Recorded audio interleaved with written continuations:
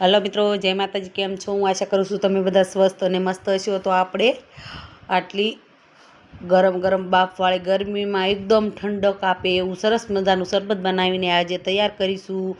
તો એના માટે મેં અગર અગર પાવડરમાંથી જેલી બનાવી, તમે જોઈ શકો છો। યલો કલર, હલકો યલો કલરની જેલી દેખાય છે। બધા ગ્લાસમાં મેં ચમચી જેલી એડ કરી દીધી છે અને તકમરિયા પણ 1 ચમચી એડ કરી દીધા છે। 1 કલાક માટે પલાળીને રાખ્યા હતા તકમરિયા, એ પણ એડ કરી દીધા છે। મેં 6 જણ માટે 6 ગ્લાસ તૈયાર કર્યા છે।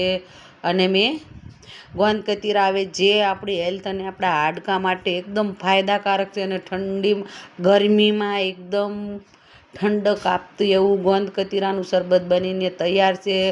મેં મોરસની ચાસણી પણ બનાવી છે। થોડું મોરસની ચાસણી પણ આપણે એડ કરી દઈશું। અને પછી આપણે ગુલાબનું શરબત જે એડ કરીશું, બજારમાં જે બોટલમાં તૈયાર મળે છે એ પણ આપણે એડ કરીશું ટેસ્ટ માટે। તો તમે જોઈ શકો છો, સરસ મજાનું ઉનાળામાં પીવાય એવું, શરીરને ઠંડક આપે એવું શરબત બનીને એકદમ તૈયાર છે। તો આવી જાઓ બધા શરબત પીવા। મારી રેસીપી તમને સારી લાગી હોય તો પ્લીઝ લાઈક કમેન્ટ કરજો મિત્રો। ગોંદ કતીરાનો એક ફાયદો છે, તમે એને પલાળીને દૂધ સાથે પણ લઈ શકો છો, વડીલોને પણ આપી શકો છો। ગોઠણની તકલીફ હોય તો ગોંદ કતીરા હાડકાઓ માટે બહુ ફાયદાકારક છે અને ઉનાળામાં તો એ રામબાણ ઈલાજ જેવું કામ કરે છે। તો આવી જાઓ બધા મિત્રો શરબત પીવા। મારી રેસીપી સારી લાગતી હોય તો લાઈક કમેન્ટ કરતા રહેજો મિત્રો। જય માતાજી। આગલા વિડીયોમાં મળીશું।